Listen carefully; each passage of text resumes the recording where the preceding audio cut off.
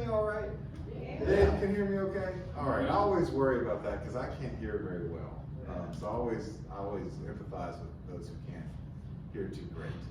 So I'm always worried about that. Can you see me okay? Yeah. Okay, all right. Well, I can't see you at all because of these lights. So I'm just making sure. Just what just happened reminded me of a story that I've absolutely got to tell. I was on a civil rights march with the NAACP, marching from the Edmund Pettus Bridge all the way to Washington, D.C. It's 1,002 miles. I did like a third of it. And on this march, I met this man named Middle Passage, which is really appropriate for a little bit later. You're going to see why. His name was Middle Passage, and he had these long dreads, and he was a Marine, and he carried a big American flag, and he slept underneath the Edmund Pettus Bridge the night before the march started, and just sort of made himself the leader of the march. Now, I wasn't there to witness this, but I heard about it because I've been on other marches with the NAACP, and they were saying, man, you gotta meet this dude, Middle Passage. He's awesome, you gotta come. When are you coming? When are you coming? So then I showed up, and he immediately welcomed me, and we became immediate best friends. And one of the most beautiful things about Middle Passage was he had this wife named Trish, and he had not been away from Trish for, I mean, a long time, like 30 years or something, like ever. They had always been together, maybe for a day or two. He was a cowboy, he was on the range and stuff, but he'd never done anything quite like this and been away from her for so long. And so he would call her on his flip phone, on speakerphone, every, like 4 times a day, and just proceed to have these intimate conversations with her that everybody could hear. And we all got to know Trish really well through those conversations. The turn of the story is that Middle Passage had a heart attack and passed away on the march one day outside of D.C. And to extend the story a little more, his wife and I became very close when the NAACP gave him a posthumous award, and someone had to escort her from the middle of nowhere, Colorado, to Cincinnati for the NAACP National Convention in 2016, I think. And that was me. I was given that honor, and it's a similar honor as it is today to be even considered to present to you K.H.A.O.S. It's a little absurd. Like, who am I doing this for this person? But I think that things line up sometimes. Yeah. So I just really want to thank K.H.A.O.S. before anything else happens. Thank you, K.H.A.O.S. for having me as your host this evening. And thank you for bringing us your work this evening. Please give K.H.A.O.S. a round of applause.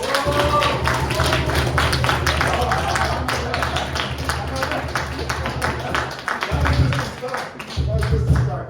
Okay. I'm just getting ready. He's like, okay, let's go. Let me get up on that podium. My name is Andrew McFadyen-Ketchum. I grew up about a football's throw away from here in Sylvan Park. I'm a Nashville native, not one of these carpetbaggers.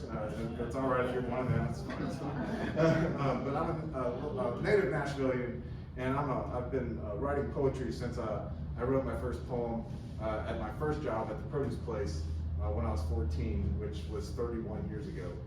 So sometime I've been doing this. And one of my missions is to bring poetry to people who may not encounter it every day. Now, I encounter it every day, I have to have it, but not everybody else does that. And so I've got all these different projects that I do, and one is poemoftheweek.com. If you don't know what that is, go check it out sometime. It's not my work, it's everybody else's work, all right? And then the Nashville Poetry Party, which is held every June through October at a bar of our choosing, and there's more on that. You can find us on Instagram.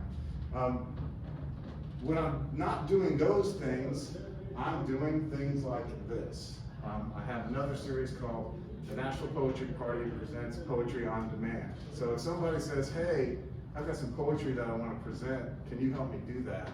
My answer is usually yes. And so that's what brings us here today. A little bit of business. The bathrooms, if you need them, are that way. It's sort of cavernous back there, but there's signs telling you where to go. If you could please pull out your cell phones and just make sure they're on vibrate or silent or off or whatever. I don't think that we're going to give a hill of beans if your phone goes off, but the audience might get irritated, so, talk amongst yourselves. I really want to thank Darkhorse Theater. Another thing I used to do was called Writers in Conversation, and that was a ticketed event where I paid the house half and the author the other half. This is a free event, and that means Darkhorse is getting this space for absolutely nothing. Okay, it's actually costing them to have us here. So please give a round of applause for the Darkhorse Theater.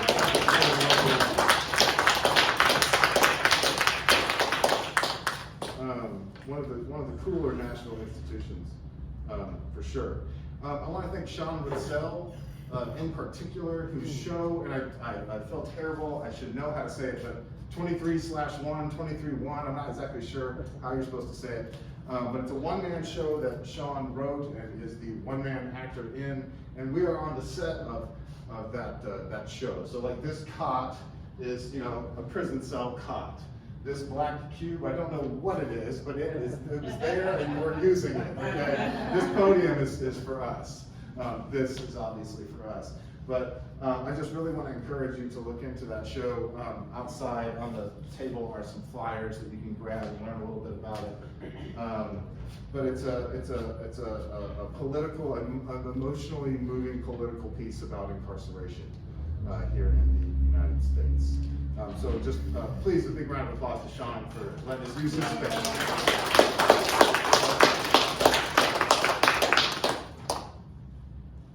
Is there anything else that, can you think of anything else I need to say? So the way this is going to work is I'm going to introduce K.H.A.O.S at last. And he's going to come up here and he's going to perform for 15 or 20 minutes. I sure hope so. And thank you to Papa Musa for the tunes, by the way. Big round of applause. He asked earlier, like, what K.H.A.O.S wants, and K.H.A.O.S goes, I don't know, you're the musician. So it's going to be interesting to see how that goes on tonight. He will perform for 15 to 20 minutes, and then we're going to sit down and have a conversation. If a question arises during his performance or during our conversation, like, just scream. I have a question, let us know that you have an inquiry, and we will gladly see what comes of it. And then we'll be out of here. How's that sound? Sounds good? That wasn't very good. How does that sound? There we go. All right. Now this is one thing I love about K.H.A.O.S is he's like, here's my bio, and it's like written as a poem, bio. I mean, bio. In the poet K.H.A.O.S, we have a mixture of old school griot and modern day storyteller. He is an oral historian, writer, actor, teacher, mentor, and political activist. K.H.A.O.S attended TSU. A little bit of a turning action this past week. He attended TSU and is a Vietnam veteran. He served as a board member for Gideon's Army for the Defense of Children. And he's also the author of 2 books of poetry, Chaotic Verse Musings and the winter book, Homegoing Celebrations. Please give us the warmest welcome for K.H.A.O.S, please.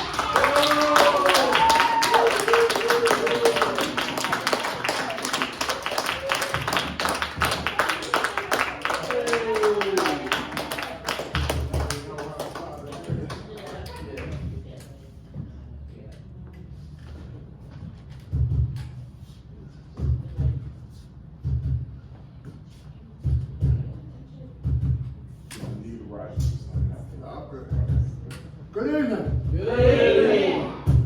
I'd like to thank all of you for coming out and hanging out with me. I'm blind, crippled, deaf, and I might even be crazy, but tonight I'd like to share with you a little bit of chaotic verse and give you some insight into the entity known as chaos. I'd like to start with this piece. It's called A Brother Light. What of it? I met him first at his best or his worst, depending upon your point of view. In elementary school, he and a band of rowdies, a group of much coerced yet well-rehearsed cowards. He was loud and boisterous and obnoxious. But we would all be remiss if we tended to dismiss this is just another attention-getting farce. But who would be able to give love to a brother like this, living in chaos? When I saw him next, he had learned to play a new game. It was rough and tough. For here on the football field, he was able to vent his vicious and violent intent. It mattered not if the game was won or lost, but because of the intensity with which he played, we all seemed to be able to give praise, pseudo-love, to a brother like this, living and playing in chaos. When I saw him next, he had molded the man in that God-forsaken Vietnam. I watched him wade through mud and blood and death as he carried with him his crew while trying to save himself, holding on desperately to that thing, an M60 machine gun. He could really make it sing.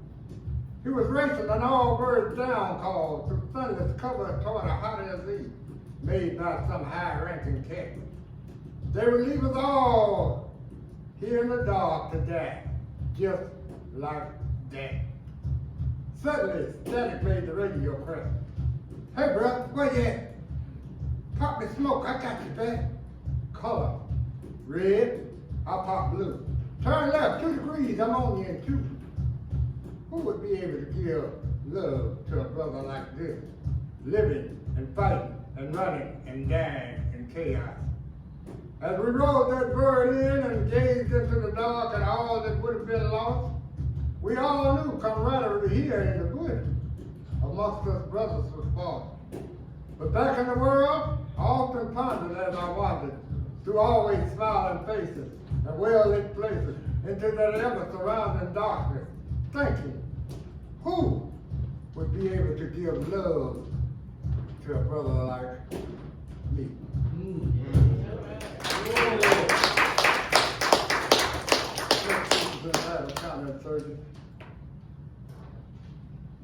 I want you. I want you to understand that I'm a man, but I'm seriously flawed. I'm seriously involved in a past that seems always to last. I'm a cold-blooded killer. I fought a war long ago that I can't forget. Better alive then, I can't live right now. I can't kick drugs. I can't kick alcohol. I can't earn a living. But I can't stop excessive giving. Then there are you, my could-be children, with your mothers who understand me not. Who with your apathy stop me from building a lasting peace? It seems like the very people I fought to protect are now using themselves against me. It's about the killing so long ago. It's about the K.H.A.O.S. for killing. It's still keeping score. And late at night when I can sleep without being in a drunken stupor, there it is that scene. It plays itself again and again, only to rewind and play itself continually in my mind. I see my friends and my enemies alike, all covered in blood, all sprawled around my bed, all lying down or dead. Wait a minute. What the hell am I bitching about? He says, not tomorrow. I came back. I didn't die. So why, for almost 60 years, do I feel like I'm already dead inside my head? Kind of certain.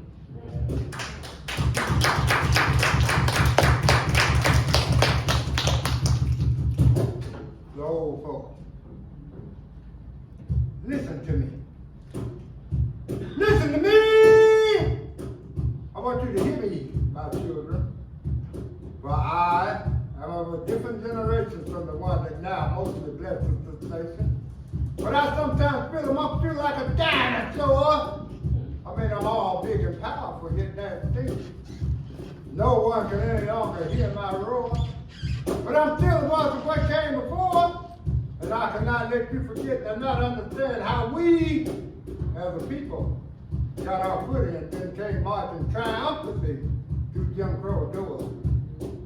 Can you smell the stench of death left in the nostrils of our guys who fought Iraqi freedom, Desert Storm of Vietnam? Do you know the horror of babies being born in church in Birmingham? Drink from the bitter cup of Georgia justice. Tell me, is that peach really sweet? Have you ever felt the billy clubs, a dog bite, a fire hose pressure knock you off your feet in an Alabama street? Have you forgotten black bodies swinging in the Mississippi sun? And I know not many here can remember signs saying white only, or run, black man, run. But this is how far in my lifetime I've come.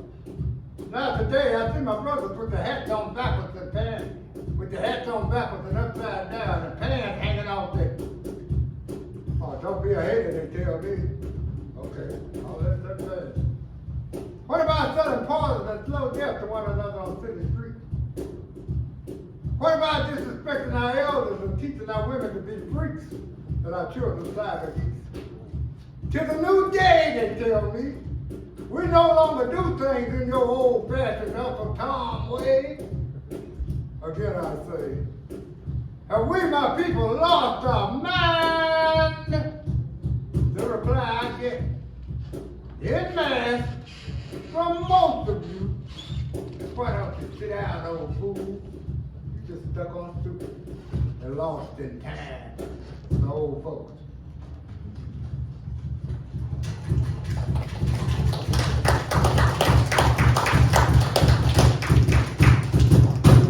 Childhood.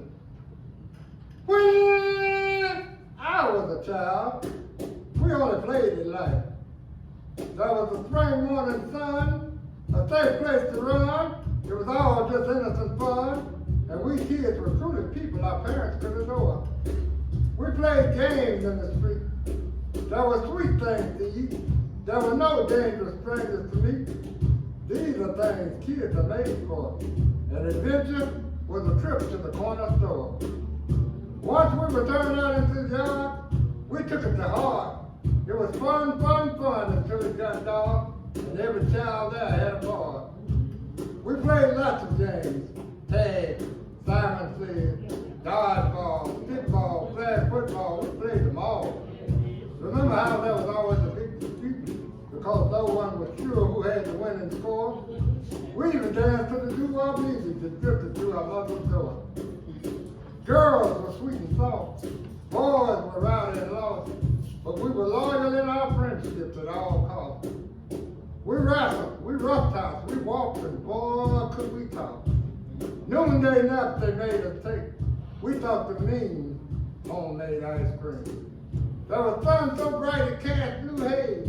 There were always new and wondrous things to amaze. Are those days really gone to return no more?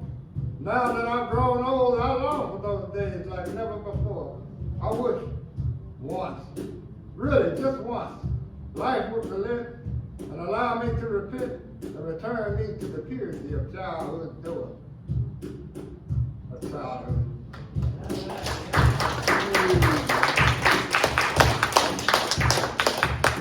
You know, I grew up in the late 50s and the 60s, and there was a lot of dishevelment in the country during that time. There was a lot of protests and racial tensions and Vietnam War going on and things of that nature. Here's a piece from an event that I participated in, which was the Nashville sit-in movement.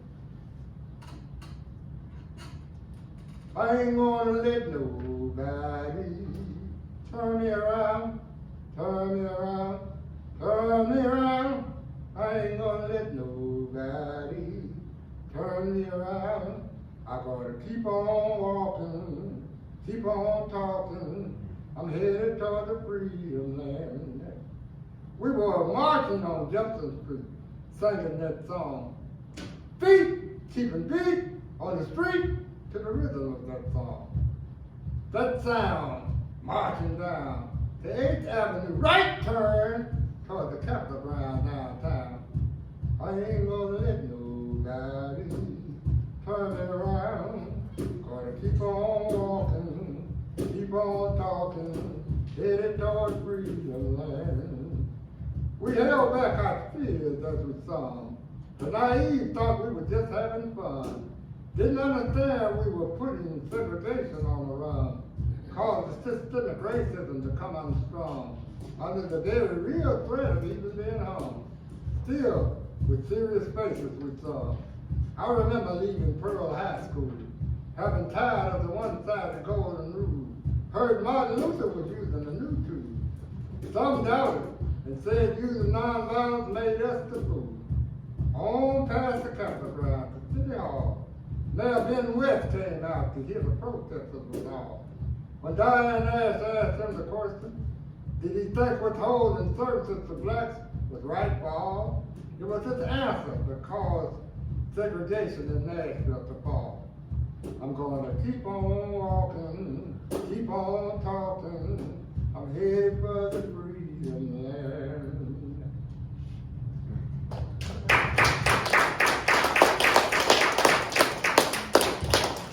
Happiness. Happiness is like an improvised jazz song. It can come on slow and bluesy or fast and up tempo. Not really hip hop and rock, but more like bebopping as you carry you along. Happiness, I think, can never be, nor not be a plan. It just is. It's like a wave. It's like a vibe. It's like a groove. It's like when a really clicking thing takes over members of a free-jamming band. But we as intellectuals like to analyze, revise, and summarize, and examine up close and remove the surprise. In spite of ourselves, happiness comes from the bluest of funk still arise. Happiness warms like a summer sun. Happiness can make life so much fun.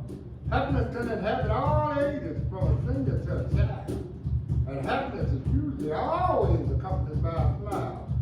It makes no difference if it's yours or mine. Happiness makes the eyes and the soul shine. So, just be happy.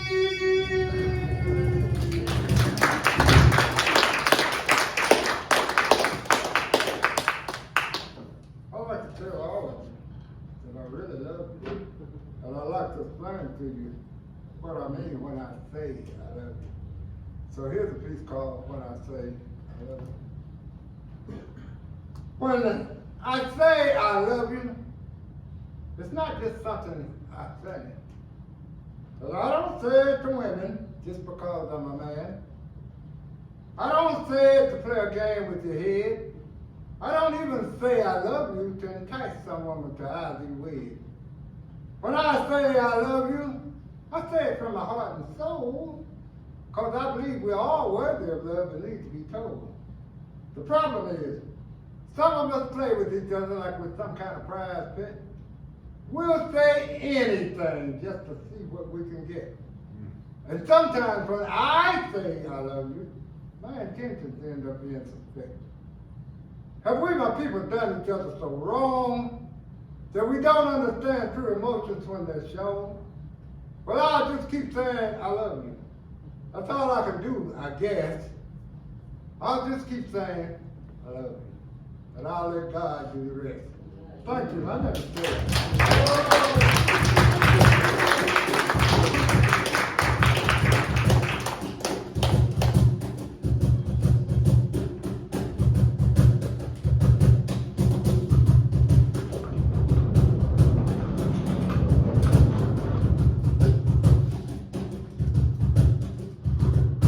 Another round of applause, Steve.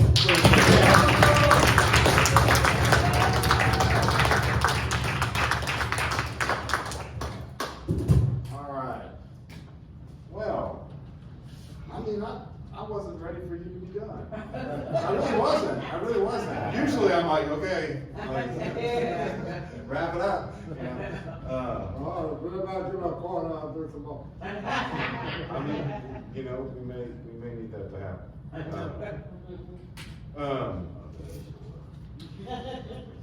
know, it's so funny. You know, I told that story earlier about my friend Middle Passage, and I've been thinking about your name, and it didn't strike me until that moment. The Middle Passage was an assumed name. He wasn't born onto the earth, and his mother said, "He'll be named Middle Passage." He assumed that name. He had a lot of temerity, you might say. So tell us a little bit about K.H.A.O.S and what it means and all that good stuff. Actually, I was given this name kind of as an accident and kind of as a joke.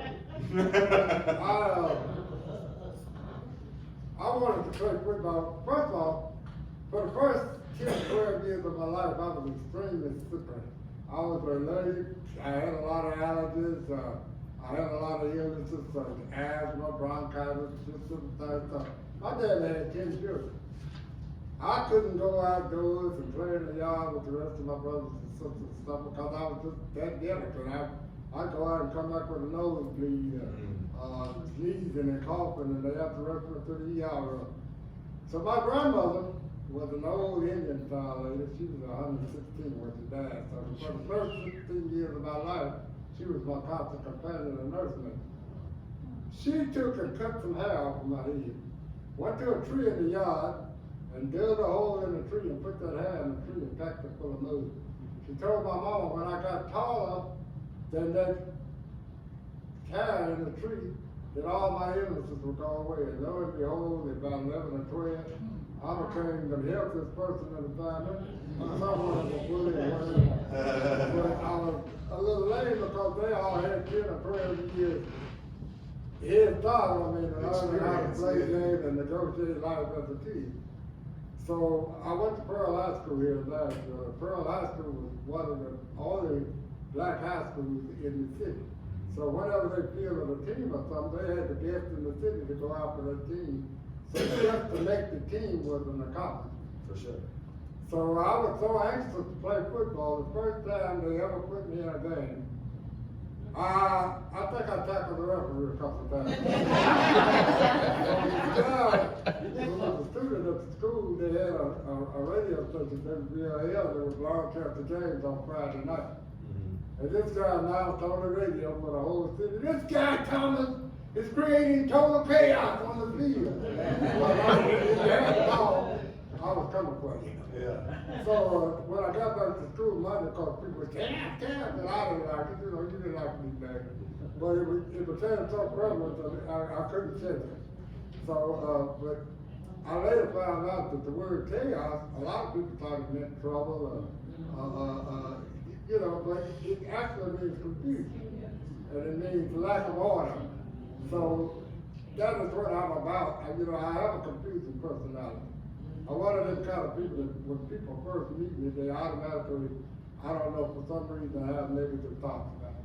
But if they sit down and have a 15-minute conversation with me and find out what I actually think about it and things that I tried to do or be, then I guarantee you that old adage, the first opinion is the last opinion, will usually change in most people.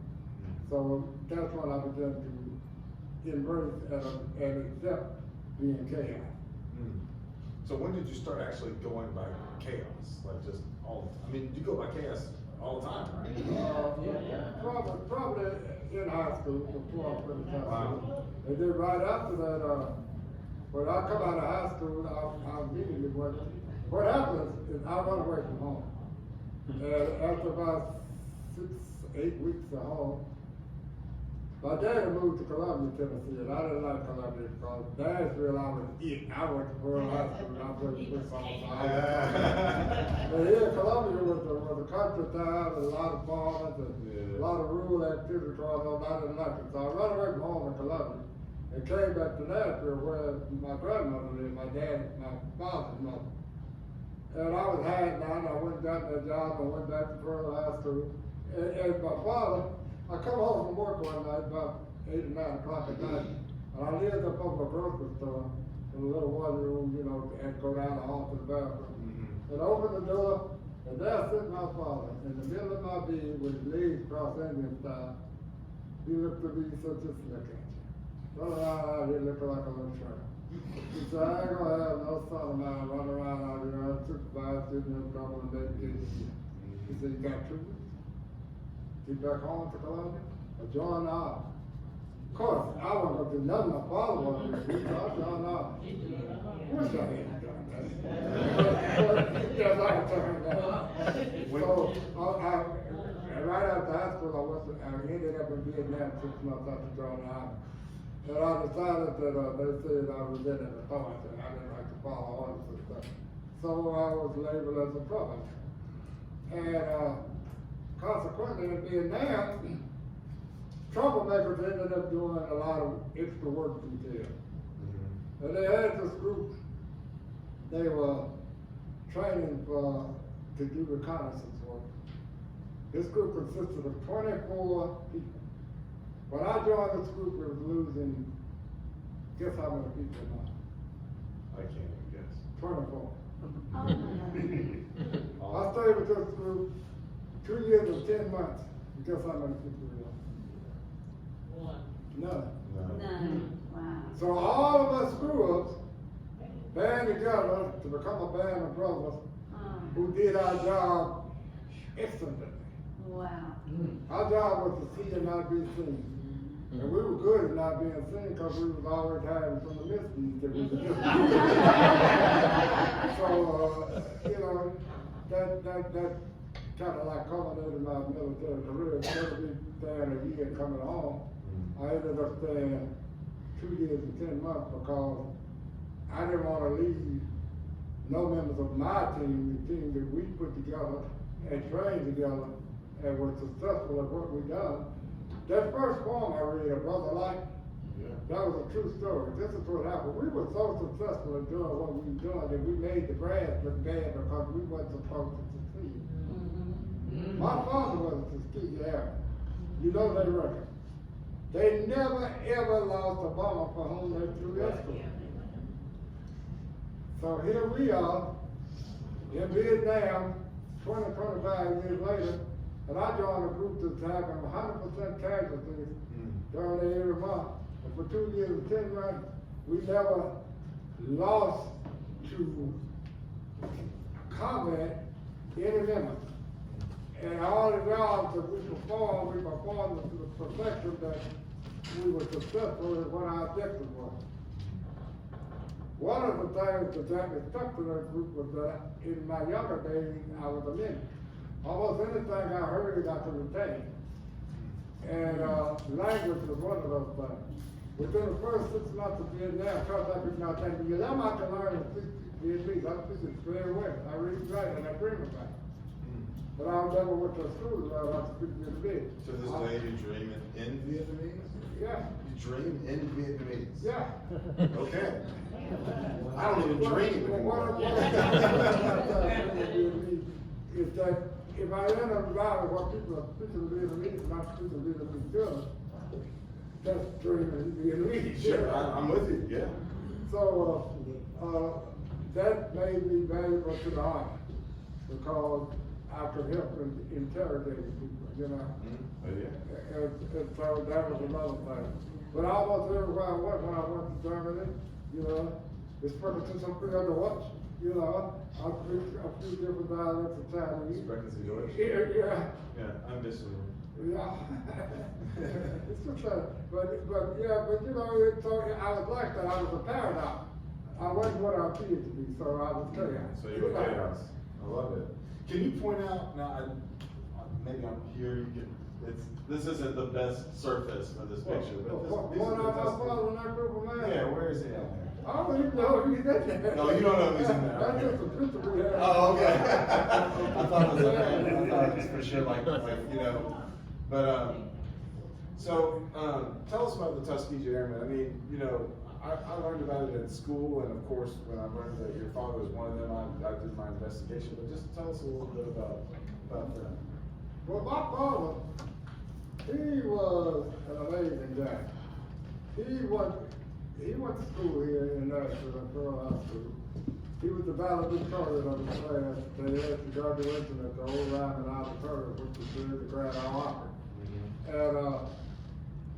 And he was so astute. Later on, when I began to meet people that went to school with my father, everybody would tell me how smart my father was and how studious he was. And I was like, what happened to me? You know what I'm saying? But he was the first black guy to do so many things in this town. He was the first black public accountant. He started the first accounting firm, black accounting firm. In the 50s and the 60s, Jefferson Street was the heart of North Nashville. It was the heart of the black community. It was an economic success. It was like Tulsa, Oklahoma or something. Yeah. Almost 90% of the black businessmen in Nashville were my father's class. Almost all of the professionals, the doctors, the lawyers, and the school teachers were my father's class. So he was well known. And anywhere we went, you were Thomas's son. So it was like we couldn't escape his notoriety. Yeah. But he started the first black political action committee. He was working as a steward in the courthouse downtown. He was a Pullman porter, which was kind of like legendary for black guys. Coming out of World War II as a Tuskegee Airman, he got to use the GI Bill, which made him the first guy in his family to go to college. He went to Tennessee Agricultural and Industrial School. Everybody thought coming from a farm community in Mississippi that he would probably take up agriculture. He took up business administration accounting, and like I said, opened the first black accounting firm there. He also worked double time. I never knew my father had one job. He always had multiple jobs. He worked for the United States Post Office. He was one of the first postal clerks that people had started to live. They had black laboratories, but they didn't have clerks.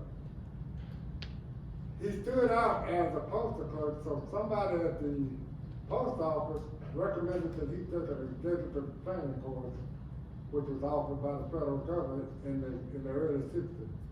And it was for the General Service Administration. And he trained to be a government buildings manager. His first job assignment after completing that course was the federal post office in Columbia, Tennessee. That's why he moved to Columbia. They had never even had a black janitor in that building. Now all of a sudden he's the head guy.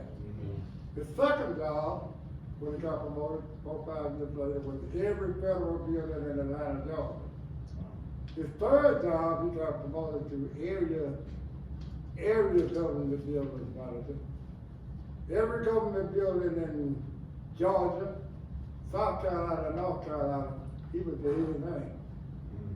So, and to show you how tired it was at that time, one of the first things that happened was that when they put up his resume, like the inter-organization newspaper, they put up the 3 new guys that just got hired, and they put his picture up, and they had his accolades up under. They had Wayne Thomas, B.A., Tennessee A&I, B.S., UT, Knoxville, M.A., University of Maryland, and so on and so forth. So somebody in publication decided, these too many accolades for a black guy to have, so they put his accolades on one of the white guys. So as the department heads from different cities started checking in, my father had perfect diction. You couldn't tell by talking to him on the phone what his ethnicity was. So this guy from Greenville, South Carolina called him over there. Wait, Thomas, yeah. And John Jones, I'm the man down in Greenville, South Carolina. He's motivated. And at the end of the conversation, he said, oh, yeah, Wade, they finally done it now. He said, what? He said, they finally hired a nigga. My father said, oh, well, sign of the times, I guess. It's probably inevitable.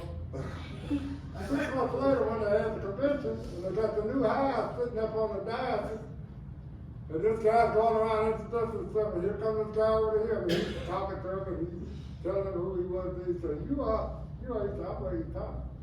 He said, he said, that's right, I'm not here there. So he said, that guy, they never revisited that conversation. But that guy, as long as he worked there, became his best liaison. That guy just been over back to anything, but they never mention that conversation again. Interesting. So that's the kind of guy that my father was, and of course, a lot of it rolled off on me, but it's not the work thing. But, you know, I was dedicated to, I wanted to be a hoopla. You know, I wanted to be a preacher, a gangster and all that, and he died trying to hang up the Anson sign, you know? Oh, yeah. So I didn't really start trying to do anything that was worthwhile until probably in my 30s or 40s. You know, I was a scooty ball, I rode motorcycles all over the country. I wanted to be a hippie. I wanted to be a Black Panther. You know, I wanted to be a militant. But I was involved in the civil rights movement, and that kept putting me back center stage and made me, rather than let me go off the deep end, you know? So you've seen a lot in your lifetime. This question emerged just a few minutes ago. You know, you've been a political activist your entire life. Is the impression? I believe that's the case, or at least starting when you were young. How do you see this current time we're in? How's it sitting with you? The way the world is now today? Yeah, I mean, you know. I see society, especially America, as the book of Revelation. I see everything, you know, everything old is new again, but I see America living up to the predictions that were made thousands of years ago in the book of Revelation. I see our leader, he's just a disgrace to me. You know, being a military man, all 7 of my brothers and myself, my father, my grandfather, my uncle, we all served in the military too. And believe me, the ideology that most Americans seem to have today is not what we were fighting for. You know, so I just see us as a lost cause. I see all the things that our leaders are doing now, and arguing and mean spirit and they're not for the people, you know, so I don't know. I'm in doubt as to the future of this country, you know. And it's ironic that the very people who support the leadership of this country are the people that suffer the most because of the decisions that are being made. And you know, you would think being raised in a Jim Crow America that I would be probably a reverse racist or something. But I've met many good people in my life, and talented people, and I don't see a clear-cut division between races, wherever you come from, or whatever your gender is even. I see people on an individual basis. I judge everybody by their own merit, you know, and I run into people. I had one time, I was running a outreach, it was called an outreach program, but it was designed to help disenfranchised people access the system. People who were drug addicts, who were alcoholics, people who were disenfranchised, I tried to help them get back and use the system to their advantage rather than be beaten by the system. And I ran into a lot of different people from a lot of different walks of life and different beliefs. And I come to the conclusion that everybody is inherently good. But we are persuaded by the things that go along around us and the rhetoric that we. One of my best friends when I joined the service, I was in Fort Jackson, South Carolina, was a guy named Stubblefield. Stubblefield was a southern redneck.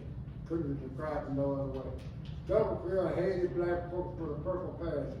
But like I said, I became pretty healthy during my teen years. And I love the fact.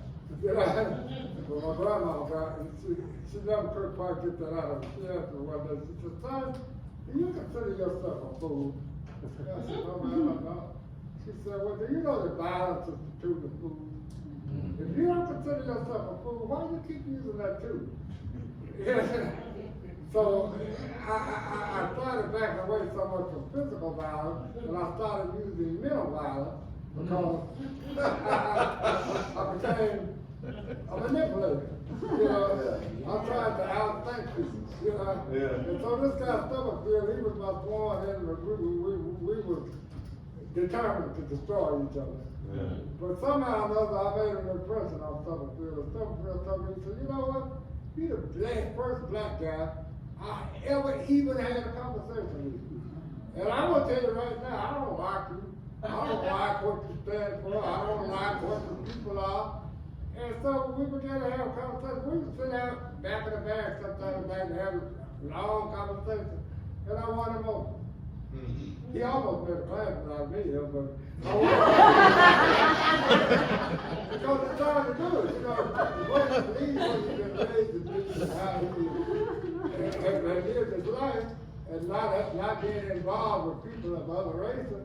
Yeah. He believed what he believed, and he believed it to be true. So he believed he was justified in what he was doing. But beating me, K.H.A.O.S, and not living up to what he'd been taught, he had to stop and think about it. And so I won him over. And by the time he and I finished our term in the service, we were bosom buddies. Mm-hmm. He even suggested that we go on a rodeo circuit together. You know, he liked horses and rodeos and stuff like that. And the movie Forrest Gump, where the guy convinced him to go on the front boat, in the front boat business and stuff with him. I think about that. I think about Summerfield when I saw that movie. Yeah. You're quick to a punchline. It's one thing I've always liked about you. And I'm terrible at understanding when a joke is being made. So I'll be talking to you and I'm like, no, he's making another joke. But you just did a minute ago, the Klansman joke, and you've done it a couple of times in this conversation. Talk to us a little, and you do it in your poetry. Talk to us a little about your sense of humor, where it comes from, why it matters. My grandmother, my 100-year-old grandmother, she was 100 years older than me, exactly 100 years older than me. She died when I was 16. And when I met her, Is it her? no, that's You got a lot of that's family. my father's mother. Okay. So my grandmother, this 116, that lady in the purple, That's is mom. my mother. And this lady that was 116 years old was her great grandmother. Okay. See? Yeah, there you go. Yeah. The guy that you just showed in the Confederate uniform, that was her husband. Okay. His name was Solomon Felix Foster. Okay. He was a free man from Pennsylvania. He came south during the Civil War. He was a horse trainer. He trained horses for the Civil War. And one day, when the Civil War was over, he was in Memphis. He was married 3 times before he married my grandmother. I don't have a picture of my grandmother. Well, that's all right. But so she had a good sense of humor. Yeah. But I inherited her temperament. She was an amazing woman. She couldn't read or write. When we were going to elementary school, she was always trying to help us do our homework.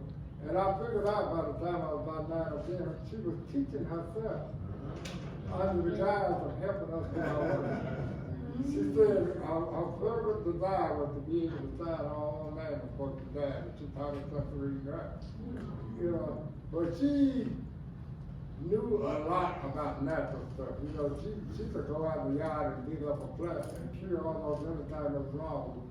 Some of that stuff almost killed with herself, but she knew herbs and things like that, like what she did with the illnesses that I was having at the time. You know, she knew all about Africans. So I imagine that there were some actual Africans that were enslaved where she was raised at. But she would look at people like, and she would say, you see that boy right there? He got a lot of Igbo in him. Igbo, we don't know what Igbo was, or Mandinka or nothing like that. She was talking about tribes of Africans that she could recognize by their characteristics. You know? Wow.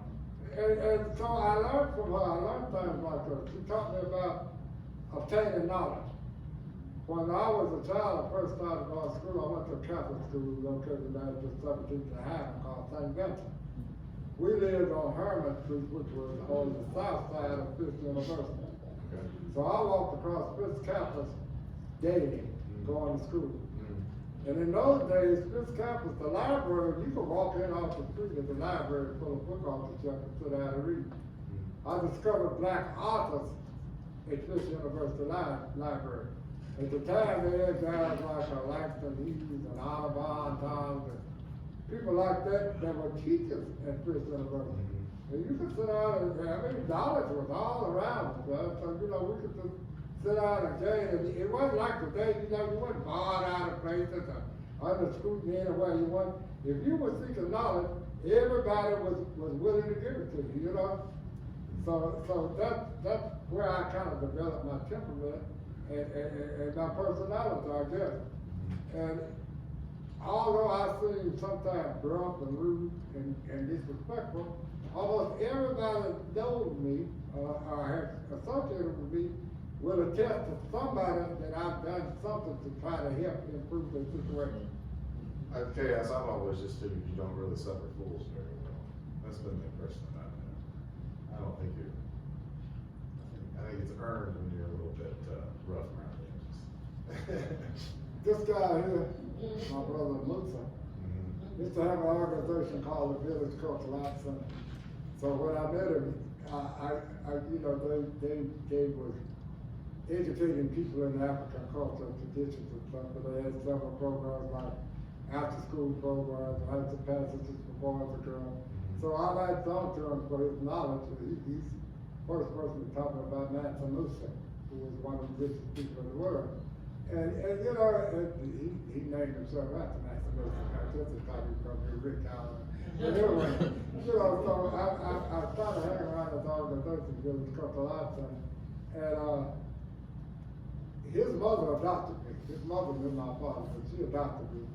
And we were the most unorthodox mentors ever gone. But what happened one day, they had dance classes for youth and they had dance classes for adults. So in the evening time, I would go there and a lot of the children, 5, 6, 7 years old, was running amok in the building and stuff. And I gathered a bunch, about 5 or 6 children, and had them in a little room, they had a piano, and I was reading poetry to them. I was dramatically reading Edgar Allan Poe's The Raven. And somebody come in and open the door and see me, and there were about 10 little heathens sitting perfectly still, hanging on my every word. 10 heathens in there sitting dead still, hanging on every word. So Musa started letting me hang around to help control it. But yeah, you know, I just had an interesting experience. And I don't know what it is about me. You know, I've been suggested that I might be a predator or something like that because kids seem to be attracted to me. But almost everybody that I know that I've worked around that have kids have grown up around me, you know. And they attest to the fact of the influence that I've had on their kids, and they stand up for me to, you know, to assure you that I'm not PD. This brings me to my last question. It's just, so when I met you, I can't remember who it was, but I met you at the Infinity Fellowship. I don't know if you remember this, but yeah. We met out on the balcony, Memorial Day maybe, something like that, while Rev Jeff was cooking some chicken or something. And when I said, hey, I want you to meet K.H.A.O.S, and then they sort of like turned their head and said, he's an elder. Yeah. And I was like, I see that. Now, it's not like I don't know what an elder is, but the more I thought about it, I thought, what does that mean? So, and not even like in a literal sense, what does it mean, but what does it mean to you to be an elder? What it means to me, it means to me that I have an opportunity to do something about the condition of my people. I have an obligation to be true to who we are supposed to be and set a good example. So, you know, I have a friend who's a rapper. And one time he was selling t-shirts. He was sometimes actor. He acted in a movie a long time ago where he played a drug dealer. And the premises of the movie was that some other drug dealers had stolen his dope, and the whole movie was about him trying to track down his dope and stuff. So he wrote these t-shirts that I had, "Where's my dope on?" You know, And I bought a t-shirt, I seen him on the vending on the TV one day, I bought a t-shirt just to support him as a person. And so later on, when I started doing open mics and stuff, he come to me one day, he said, man, you know, I see you everywhere, but you never have my t-shirt on. I said, well, I'm gonna tell you, I'm explaining something to you. I bought your t-shirt to support you and to help you in your endeavor and your field of choice. But your message and my message are contradict each other. I perform in schools and churches and stuff, and I try to be up to the motive, and I try to teach kids positive messages. So how could I go talk about God and morality and being upwardly mobile and stuff, but I got a t-shirt on saying, where's my dough? You know? Yeah. You know, so he thought there. that I should support him wholeheartedly. But I know a lot of artists and a lot of different genres, but I'm not necessarily advocates for what they're about, you know? Like I was talking a while ago, I said something about gender. It's not my job to be your morality guide. You have to be who you are. You have to answer for your own characteristics and your own character. But that doesn't determine how I treat you. I treat you on a one-on-one merit, how you treat me. Like the poem, the last poem I said, when I say I love you, I love everybody. I don't like everybody. I got a good friend here in the audience when I first met him. We hung around motorcycle clubs together. And he would always tell me, he said, I don't even like you. But I love you. Yeah, but I love you. And I kind of adopted that because it makes sense. You don't have to like everybody, you know. But you don't have to co-sign. See, that's one of the things that I see wrong with the politics of this country. People think that because you and I are politically opposites or enemies, that we should hate each other. But common sense should control everything. You know, like, I understand the premises for trying to stop immigrants from overrunning the country. But I also understand that there's due process and there's common sense. People are human. You know, you got people coming here because we're supposed to be the land of the free and the home of the brave, and they're trying to escape something that's going on harmful. So for you to just randomly go around snatching people up off the street, separating their family, sending them back to places where they're going to be facing certain deaths. Yeah. You know, I was in Vietnam, I met a lot of Vietnamese who were friends of mine. When the United States pulled out of Vietnam and the communists took over Vietnam, they were just randomly killing people because they helped the United States, helped the military when we were there. And stuff like Pol Pot and over in Cambodia, you know, all that kind of places. I just can't co-sign on to that random violence and brutality. You know, even if sometimes, you know, if I'm standing on the street and the police just come up and start brutalizing a bunch of children or a bunch of women, I'm not the kind of guy that could just stand there and say, well, I'm gonna be quiet for it, get me, you know. I got to say something, you know. Yeah. Well, thank you very much for your time. It's been really lovely talking to you. Could you finish this off with another poem? Do you have something? Another poem. Maybe something you got stored back in there? And you don't have to get up or anything. You can just read it. You can just perform right there. Let me see if I got a poem on my vast repertoire. And you know, I was talking about being a quick study back when I was younger and how I used to memorize stuff. You know, all the poems that I wrote, I can't remember a poem that I wrote recently. All the poems that you decided from memory are poems that I wrote a long time ago. Well, I'm good-minded on poems. That'd be just fine. I can't memorize a single poem I've ever written in my entire life. So the fact that you can do that at all blows my mind. Yeah. I didn't prepare you for this, I apologize. I just sprung this on. He's prepared. He's prepared. Don't worry, he's fine. So I'm trying to find what I'd like to say. I better go, I used to do pork at a place called Monday Night Gas. Oh, yeah. And I'm pretty registered. It cost me a been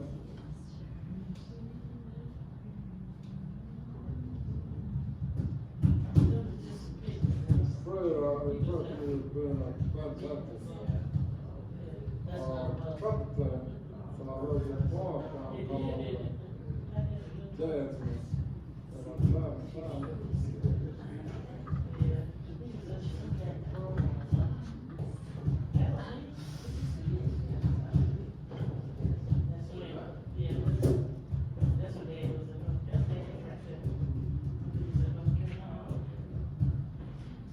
You got a good memory if you could just bang like that. I look at old family photos and I'm like,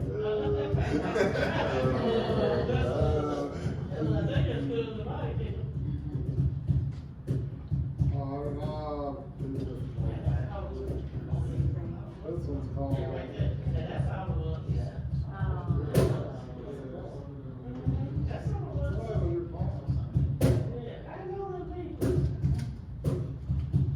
kind of reminds me of like when you're at a reading and somebody has a book and they can't find their own poems in their own book. Let me do this one. This is called Enlightened and Bright. All right. Upon arriving at being an old man, I find myself becoming more and more perplexed, confused, emotionally abused, and physically used. I spent my declining years of my life trying to improve things for my people, my mentees, my children, and my wife. I've shared selflessly all I acquired, my knowledge, my money, and lessons learned from my strife. Now I'm confronted by the youth. I tell them of our elders, of the methods we use to overcome adversity, yet all I'm given by way of gratitude is excuse after excuse. They are reluctant to confront the common enemy of us all, yet zealously point out to me, a civil rights protester, an activist, a Vietnam veteran, a warrior against police brutality and the school to prison pipeline, how my generation dropped the ball. They reject me as being a way to overcome all I have to say about how we fought for our people through humiliation, diseducation, brutalization, in our flight from servitude to get unstrung. Sometimes even under the chance of being harmed. While they offer no alternative or better way, I am now in a mood to cry. I no longer have the motivation to continue to try. The apathy about people's future leads me to even question why. Should I embrace myself like them and worry only about me? No, I can't dump you, my people, see. I carry the message of the past, the ancestors, the very DNA of who we were intended to be. So tired and worn, battered and torn, muscle bent, I shoulder the pain, straighten my frame, muster the resolve to not relent. You can hear my old bones pop. It's written in the very angels of our kind, the very God's command. I can't stop!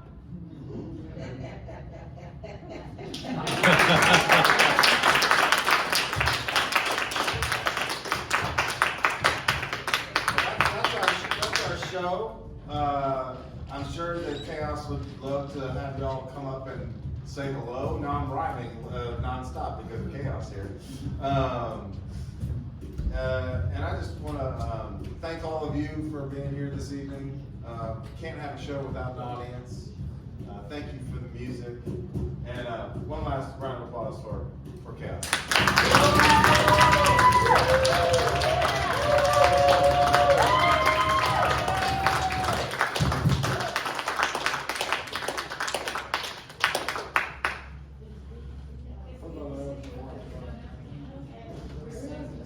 That's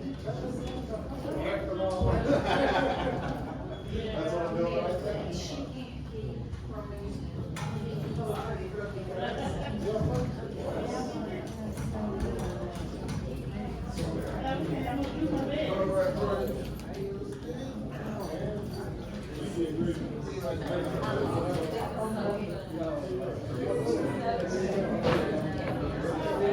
Thank you. I'm assuming we're both going to MO. I'm assuming we're going to MO Road. If you want to join us, you're welcome to. It'll take me a few minutes to break down